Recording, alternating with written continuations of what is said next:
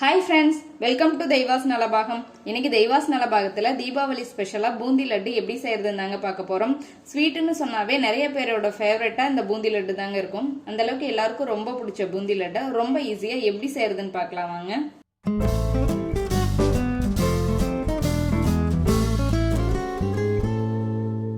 First boondi laddu செய்யறதுக்கு ஒரு mixing பவுல்ல நான் 1 கப் அளவுக்கு கடலை மாவு எடுத்திருக்கேன். நீங்க வீட்டில் இருக்கிற டம்ளர் கப்பு எதுல அளந்தாலும் சரி ஒரே பாத்திரத்தில் அளந்துக்கோங்க. மாவு சர்க்கரை எல்லாமே. இப்போ இதை ஒரு மிக்சிங் பவுலில் சேர்த்துட்டு இது கூடவே ஒரு 2 பிஞ்ச் அளவுக்கு சோடா உப்பு சேர்த்துக்கோங்க. இது கூடவே கொஞ்சம் நான் எல்லோ ஃபுட் கலர் எடுத்திருக்கேன், தண்ணியில் கரைச்சி எடுத்து வச்சிருக்கேன். இதை உள்ள சேர்த்துக்கலாம். உங்களுக்கு தேவைப்பட்ட சேர்த்துக்கோங்க, இல்லைன்னா இதை ஸ்கிப் பண்ணிக்கலாம். இது சேர்த்துட்டா கொஞ்சம் நல்லா இன்னும் பிரைட்டாக இருக்கும், லட்டு பார்க்கறதுக்கு சூப்பராக இருக்கும். இல்லை கொஞ்சம் கொஞ்சமாக தண்ணி சேர்த்துட்டு நல்லா கட்டி இல்லாமல் ஒரு நல்ல ஒரு தோசை மாவு பதத்துக்கு இதை நல்லா கரைச்சி எடுத்துக்கலாம். இந்த பூந்தி லட்டுக்கு இந்த பதம் ரொம்ப முக்கியம். இதை நம்ம கரெக்டாக மாவு கரைச்சி எடுத்தோம்னா தான் பூந்தி அழகாக நல்லா குண்டு குண்டாக சூப்பராக வரும். ரொம்ப தண்ணியாட்ட கரைச்சிட்டோம் அப்படின்னா ரொம்ப தட்டையாயிரும். அதே மாதிரி ரொம்ப கெட்டியாக இருந்தாலும் பூந்தி ரொம்ப நல்லா ஹார்டாயிரும்.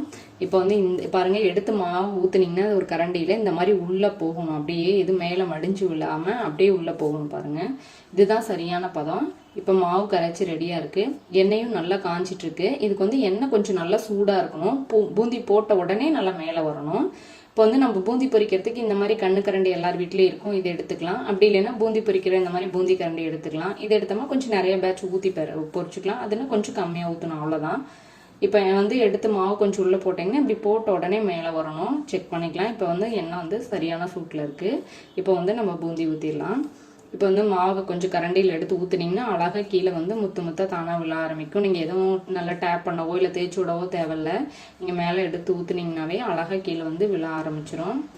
இந்த எண்ணெய் நீங்கள் எந்த அளவுக்கு எண்ணெய் ஊற்றிருக்கீங்களோ அதுக்கு தகுந்த மாதிரி நீங்கள் பொரிச்சு எடுத்துக்கோங்க. இதை நான் 2-3 பேட்சாக நான் பொரிச்சு எடுத்துக்க போகிறேன். நீங்கள் ஒரே சமயத்தில் நிறைய சேர்த்துட்டிங்கன்னா ரொம்ப கசகசன்னு ஆயிரும், சரியாக சேஃபாக வராது. இப்போ இந்த அளவுக்கு நல்லா இது சீக்கிரமாக ரெடி ஆயிரும், ரொம்ப நேரம் ஆகாது. கார பூந்தி அப்படின்னா தான் கிறிஸ்பி ஆகும். இது நம்ம அந்த அளவுக்கு ரொம்ப வேக வைக்கக்கூடாது. ஜஸ்ட் பூந்தி வெந்து வந்தால் போதும். சாஃப்டாக தான் இருக்கணும் இதுக்கு. அப்போ தான் லட்டு நல்லா சாஃப்டாக ஜூஸியாக இருக்கும். பாருங்கள், இந்த அளவுக்கு நல்லா சீக்கிரமாக ரெடி ஆயிடுச்சு. இப்போ இதை எடுத்து வேறு பிளேட்டுக்கு மாற்றிக்கலாம். இதே மாதிரியே நம்ம எல்லா பூந்தியும் பொரிச்சு எடுத்துக்கலாம். பாருங்கள், இப்போ எடுத்து நசுக்கி பார்த்தா உங்களுக்கு தெரியும்.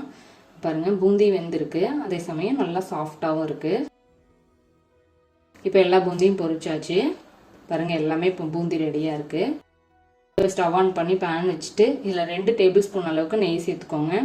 இதில் ஒரு 2 கிராம்பு சேர்த்துக்கோங்க. இதில் கொஞ்சம் முந்திரியை நான் உடச்சி வச்சுருக்கேன், இதை உள்ள சேர்த்துக்கலாம்.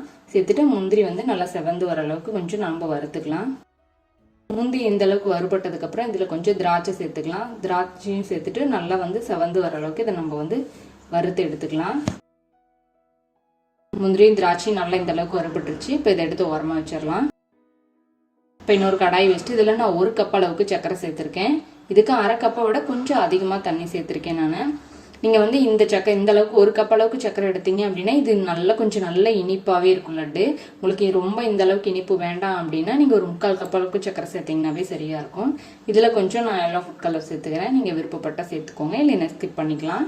சேர்த்துட்டு இந்த பூந்தி லட்டுக்கு ரொம்ப இந்த பாகு பதம் ரொம்ப அவசியம். கரெக்டாக இருக்கணும் பாகு. நல்லா ஒரு கம்பி பதம் வரணும், அந்த அளவுக்கு நம்ம கரெக்டாக காய்ச்சி எடுத்துக்கணும். அது பாகு ரெடி ஆகிட்டு இருக்கட்டும். அதுக்கு முன்னாடி நம்ம பொரிச்சு வச்சிருக்கிற பூந்திலேருந்து ஒரு 2-3 கை அளவுக்கு கொஞ்சம் அள்ளி போட்டுட்டு இது ஒரு மிக்ஸி ஜாரில் சேர்த்து பல்ஸ் மோட் வச்சு கொஞ்சம் நல்லா குறகுறப்பாக அரைச்சி எடுத்துக்கலாம். இந்த மாதிரி நம்ம அரைச்சிட்டு நம்ம லட்டு பிடிக்கிறதுல சேர்த்து பிசையும் போது நல்லா ஷேஃபாக அழகாக வரும் லட்டு. அதுக்காக தான். இப்போ நல்லா பாகு ரெடி ஆயிடுச்சு. நீங்கள் நல்லா ஒரு 4-5 டைம் கூட செக் பண்ணிக்கிட்டே இருங்க. பாகோட பதம் தாண்டிடக்கூடாது. அதே மாதிரி முன்னாடி எடுத்துட்டாலும் லட்டு பிடிக்க வராது. நீங்கள் ரொம்ப இப்போ அதிக நேரம் ரொம்ப காய்ச்சிட்டிங்க அப்படின்னா நம்ம லட்டு பார்த்தீங்கன்னா நல்லா ஹார்ட் ஆயிரும், உடைக்கிற மாதிரி ஆயிரும். அந்த மாதிரி ஆகக்கூடாது. நல்லா ஒரு கம்பி பதம் சரியாக இருக்கணும்.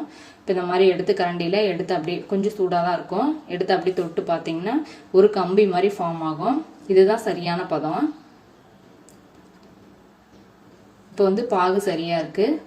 இப்போ இதில் ஒரு 2-3 ட்ராப்ஸ் லெமன் ஜூஸ் பிழிஞ்சு விட்டுக்கலாம். அப்போ அந்த லட்டு மேலே இந்த ஒயிட் கலரில் கோட்டிங், சுகரோட கோட்டிங் வராமல் இருக்கும். இப்போ இதில் நம்ம பொரிச்சு வச்சிருக்கிற லட்டெல்லாம் உள்ளே சேர்த்துக்கலாம். நம்ம மிக்ஸி ஜாரில் நம்ம அரைச்சி வச்சுருக்கலாம், அதையும் இது கூடவே சேர்த்துடலாம். இதில் நம்ம ஃப்ரை பண்ணி வச்சிருக்கிற நட்ஸையும் சேர்த்துட்டு நல்லா எல்லாம் ஒரு வாட்டி கலந்துக்கலாம். இப்போ பார்த்தா கொஞ்சம் தண்ணி மாதிரி இருக்கிற மாதிரி இருக்கும். சீக்கிரமாகவே வந்து இது நல்ல சுகர் சிரப்லாம் நல்லா அப்சர்வ் பண்ணி இந்த பூந்தியில் நல்ல ஜூஸி ஆயிரும். ஏன்னா இது நம்ம பாகும் சரியான பதத்தில் காய்ச்சிருக்கோம், பூந்தியும் வந்து கரெக்டாக பொரிச்சு எடுத்திருக்கோம். நம்ம வந்து ரொம்ப வந்து ஃப்ரை பண்ணிட்டோம் அப்படின்னா பூந்தியை அது சீக்கிரமாக அப்சர்வ் பண்ணாது. இதுலேயே ஒரு 1/4 டீஸ்பூன் வந்து ஏலக்காய் தூள் சேர்த்துக்கோங்க. சேர்த்துட்டு இதெல்லாம் நல்லா ஒன்று சேர நல்லா கலந்து விட்டுட்டு இதை வந்து நல்லா இப்போ சூடாக இருக்குது, இது கொஞ்சம் நல்லா ஆறிட்டு நம்ம லட்டு பிடிக்கிறதுக்கு கை பிடிக்கிற சூடு வர வரைக்கும் நம்ம கொஞ்சம் வெயிட் பண்ணணும். அதுக்குள்ளே இது வந்து நல்ல சுகர் சிரப்பும் நல்லா அப்சர்வ் ஆகி நல்லா கரெக்டாக வந்துடும். ஏன்னா இதெல்லாம் நம்ம சரியான பதத்தில் செஞ்சுருக்கனால கரெக்டாக இருக்கும்.